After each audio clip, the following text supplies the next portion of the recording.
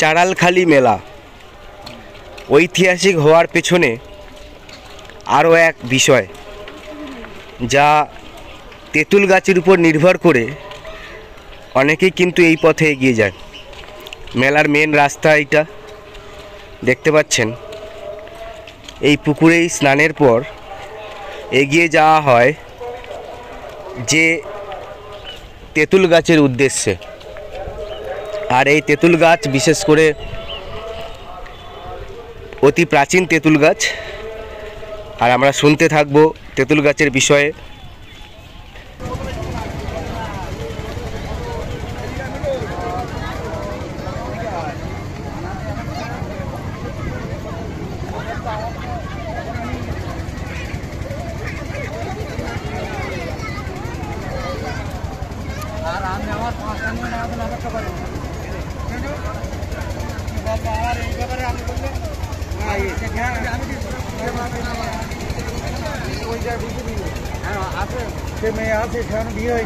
আপু নমস্কার। তাহলে এই যে তেঁতুল গাছ সম্বন্ধে আমরা অনেক ঐতিহাসিক বিষয় শুনতে পাচ্ছি, তো আপনি এই বিষয়ে যা আমাদের আজকের করছেন সেই বিষয়ে যদি বিশেষ করে উল্লেখ করেন তাহলে আমরা বুঝতে পারবো। এই তেঁতুল গাছের ইতিহাস বলতে হবে। ইতিহাসটা সংক্ষেপে বলছি, আমাদের লাইফে আমার বাপ ঠাকুরের দিকে বাপ ঠাকুরের দিকে কত বছর? 40টা। আমি 43 বছর ঘরের ভিতরে ছিলাম। ডাক্তারকে আমার পাথরে পা রাঙনে পাথরে 43 বছর আমি এই ঠাকুর বাড়িতে ঠাকুরের ফুলমাটি প্রত্যেকে দেই, সন্তানাটি পেনশন পাই। সেই ভদ্রলোক একটা এই ভদ্রলোক আর মতো পেনশন পেয়েছি। এই গাছটা নোনা জলে মরিনি, নোনা জলে বন্যা হয়েছিল, আয়লায় ডুবে গিয়েছিল, চারিদিকে সব গাছ মারা গেছে, কিন্তু এই গাছটা পড়ে আবার জীবিত হয়ে উঠেছে। এখানে বাবার থাকেন, এখানে স্বয়ং বাবা হরি ঠাকুর এখানে থাকেন। এইটা হচ্ছে উৎসর্গকৃত গাছ। এই গাছের কাছে যে যা মানত করে তা ফলে, এবং মানুষ বিশ্বাস করে এখানে এসে সেই রকম মানত করে। আবার কেউ কোনো একটা নির্দিষ্ট বিষয়ের উপরে বেলা বেঁধে রেখে যায় বাবার কাছে, যে বাবা আমার এই মনোবাসনা পূর্ণ করো, আমি তোর পরের বছর এসে পুজো দেব। এই ঐতিহ্য বছরের পর বছর ধরে চলছে হরিমেলায়, চাড়ালখালির হরিমেলা, ঐতিহাসিক হরিমেলা। আর এই মেলা কি আগে যখন ভারত বাংলাদেশ সংযুক্ত ছিল তখন কি একসাথেই হতো? এই ভারত বাংলাদেশ যখন সংযুক্ত ছিল এই মেলাটি তখন একসাথে ছিল। এবং বিভক্ত হওয়ার পরে কি মেলা শুধু ভারতবর্ষের মধ্যেই হয়? ভারতবর্ষের মধ্যে হয়। বিএসএফ তো ওপারের লোকজন আসতে দেয় না, এপারের লোকজন ওপারে যেতেও দেয় না। যারা পাসপোর্ট করে আসে তারা এখানে পুজো দেয়। এখানে যাদের বাস ছিল সেখানে রাত্রিবেলা একজন দেখতো গোলা থেকে বড় একটা আলো বেরোতো, সেই আলো হচ্ছে বাবা হরি ঠাকুর। ওই একা দেখতো, ওই একা দেখে ওকে এখানে প্রথমে পূজা করতে বলেছিল। তারা ঘর বাড়ি নিয়ে এখান থেকে চলে গেছে, সেখান থেকে এই পুজোটা চলছে। এটা কত বছর আগে থেকে? এটা প্রায় 100 বছরের মতো। 100 বছর, 200 বছর। তাহলে এটা তাহলে 200 বছর পূর্বে। এবং যে 200 বছর পূর্বের যে ঘটনা, বাস্তবে আমরা যা কিছু করছি তা আজকের ভারতবর্ষ বাংলাদেশ সীমান্তে এটা কিন্তু আমাদের এমন মেলা যা সুন্দরবনের মধ্যে এক বৃহত্তম মেলা। এবং আরো কিছু বিষয় দেখুন আপনারা। এই সেই গাছ,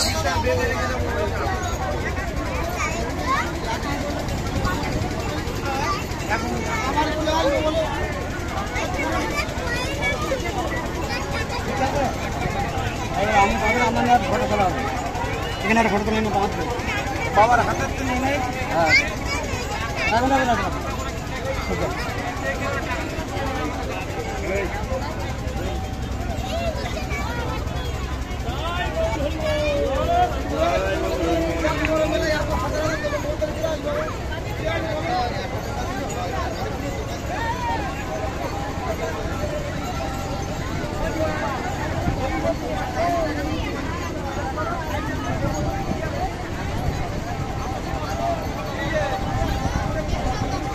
ধন্যবাদ আপনাদেরকে।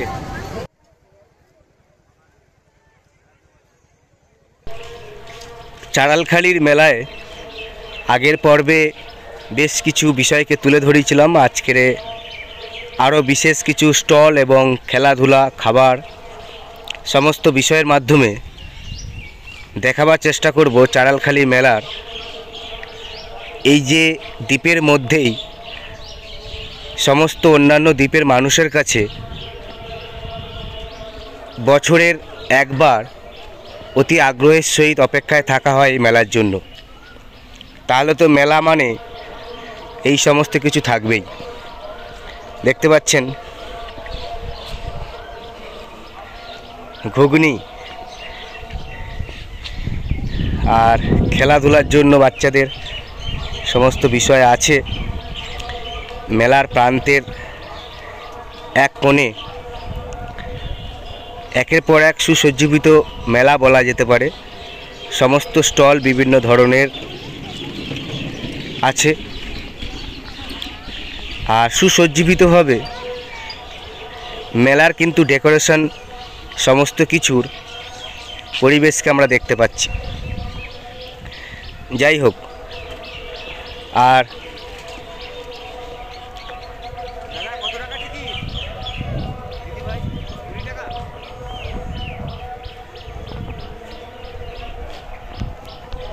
নাগরদোলা এবং বাচ্চাদের খেলাধুলার সমস্ত বিষয়গুলোকে দেখাচ্ছি।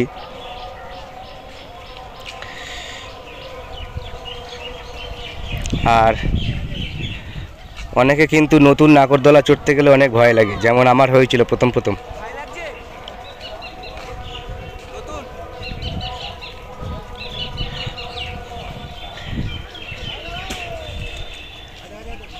সাথে সাথে মেলার মধ্যে কেনাকাটার জন্য এই সমস্ত বিষয়গুলোকে আপনারা পেয়ে যাবেন চারণখালি মেলায়।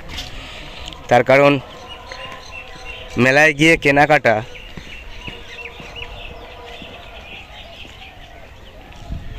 অনেকে আগ্রহ থাকে, আর সেই সুযোগ বছরের একবার মেলায় এইভাবে সকলে একসাথে গিয়ে মেলা ঘোরা এবং কেনাকাটা করা সত্যি এক আনন্দের বিষয়।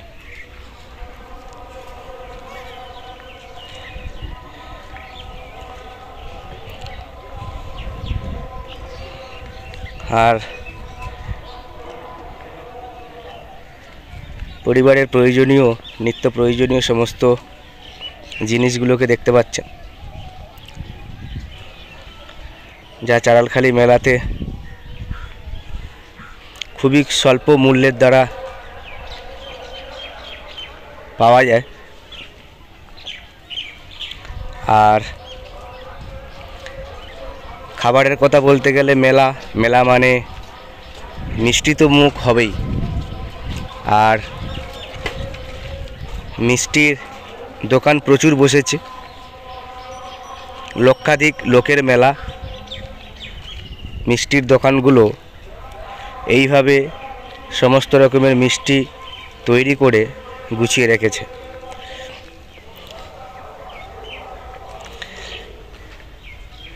তবে এরূপ মিষ্টির দোকান চাড়ালখালি মেলায় অনেক বসেছে। দেখতে পাচ্ছেন আশেপাশে সমস্ত মিষ্টি দোকানের স্টল এই লাইনে, সাথে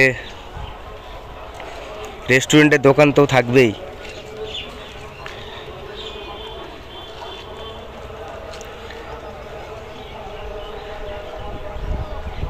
মেলা আর রেস্টুরেন্ট থাকবে না এমন?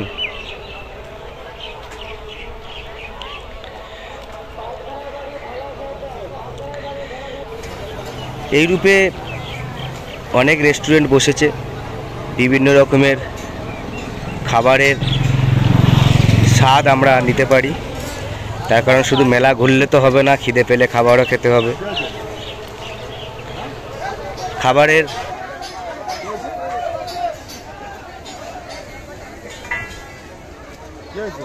এই দাদা আপনাদের হোটেলের এই বিষয়ে সমস্ত তুলে ধরছি সুন্দরবন লাইভ মাই লাইফে, যা সুন্দরবনের চাড়ালখালি মেলার সম্বন্ধে।